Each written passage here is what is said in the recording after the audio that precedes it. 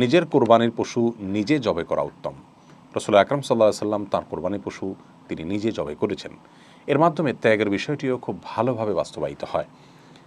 আমাদের সমাজের অনেক মানুষ মনে করেন যে কোরবানির পশু জবে করতে বোধহয় অনেক দোয়া দরুদ পাঠ করতে হয়, অনেক নিয়মকানুন আছে, সেজন্য নিজে করাটাকে রিস্কি মনে করেন এবং কোনো হুজুর বা অন্য কারোর মাধ্যমে কোরবানি করিয়ে থাকেন।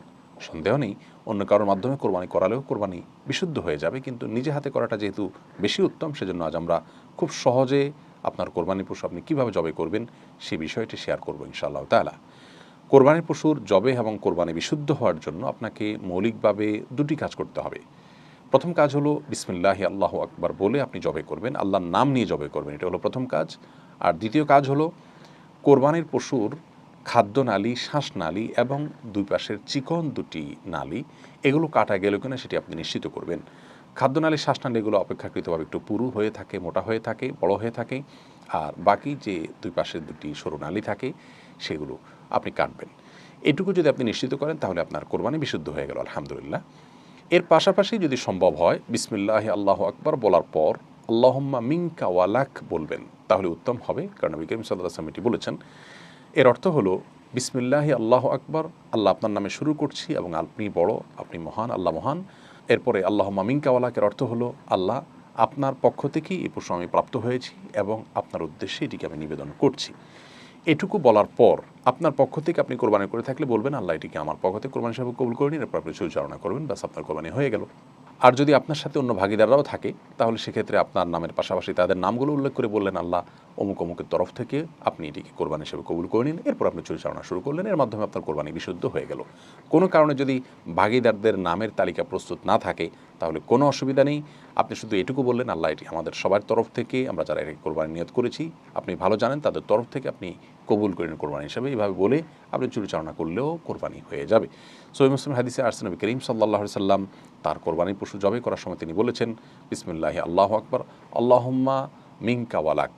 আরও বলেছেন আল্লাহুম্মা তাকাব্বালহু মিন মুহাম্মদ ওয়া মিন আলি মুহাম্মদ ওয়া মিন উম্মতি মুহাম্মদ, যার অর্থ হলো আল্লাহ এই কোরবানির পশুকে আপনি মুহাম্মদের তরফ থেকে, তার পরিবার এবং মুহাম্মদের তরফ থেকে আপনি কবুল করে নিন। ঠিক একইভাবে আমরাও যাদের তরফ থেকে কোরবানি করছি তাদের তরফ থেকে কবুল হওয়ার দোয়া করে এরপরে আমরা পরিচালনা শুরু করলে কোরবানি বিশুদ্ধ হয়ে যাবে। খুবই সহজ। কোরবানির পশুকে কোন দিকে শোয়াতে হবে? এর উত্তর হলো যে কেবলার দিকে পা দিয়ে শোয়াতে হবে এবং পশুর বাম কাঁধে তাকে ফেলতে হবে, শোয়াতে হবে। এর মাধ্যমে জবাই করাটা সহজ হয়, সুবিধাজনক হয়, কিন্তু এটি আবশ্যক নয়। অন্য কোনো দিকে যদি আপনি ফিরিয়ে জবাই করেছেন বা জবাই করতে গিয়ে অন্য কোনো দিক ফিরে গেছে এবং সেদিকে জবাই হয়ে গেছে, তাতেও জবাই বিশুদ্ধ হয়ে যাবে, কোরবানি বিশুদ্ধ হয়ে যাবে, টেনশনের কোনো কারণ নেই। তবে কেবলার দিকে পাও দিয়ে এবং পশুর বাম কাঁধে ফেলে যদি জবাই করা হয় সেটা অধিকতর উত্তম, জবাই করার সুবিধা হয় সেজন্য। আর এর পাশাপাশি জবাই করার ক্ষেত্রে কয়েকটা বিষয় খেয়াল করতে হবে। প্রথমত চাকু খুব ভালো করে ধার দিয়ে নিতে হবে। মুসলিমের হাদিসে নবী করিম সাল্লাল্লাহু আলাইহি ওয়াসাল্লাম এটি নির্দেশ করেছেন যাতে অহেতুক পোঁছাতে পশুকে কষ্ট দেওয়া না হয়, এবং একটি পশুর সামনে আরেকটি পশুকে যথাসম্ভব কোরবানি না দিতে পারলে উত্তম, কারণ এতে তারা কষ্ট অনুভব করে। অহেতুক একটা পশুকে কষ্ট দেওয়ার কোনো কারণ থাকতে পারে না। অনেকে জবের পর ছোট্ট একটা চাকু দিয়ে গলায় খোঁচাতে থাকেন। এভাবে যদি খোঁচানো হয় তাহলে অনেক ক্ষেত্রে কোরবানির পশুর গোশত খাওয়াটাই হারাম হয়ে যেতে পারে, জবেটাই অশুদ্ধ হয়ে যেতে পারে। এই জন্য জবের পর স্বাভাবিকভাবে তার প্রাণ বের হওয়া পর্যন্ত অপেক্ষা করবেন, কোনো চাকু দিয়ে খোঁচানো যাবে না। অনেকে পশু সম্পূর্ণ নিস্তেজ হওয়ার আগে তার চামড়া ছেলা শুরু করেন, অনেকে রক কাটা শুরু করেন, এই কাজগুলো অনুচিত কাজ। পশুর প্রতি অকারণে অমানবিক হওয়া যাবে না। আল্লাহ তাআলা আমাদের জন্য পশুর গোশতকে হালাল করেছেন, এর মানে এই নয় যে আমরা যাচ্ছে তা তাদের প্রতি আচরণ করব। আল্লাহ তাআলা আমাদেরকে নিজের পশু নিজে শুদ্ধভাবে সুন্দররূপে কোরবানি করার তৌফিক দান করুন।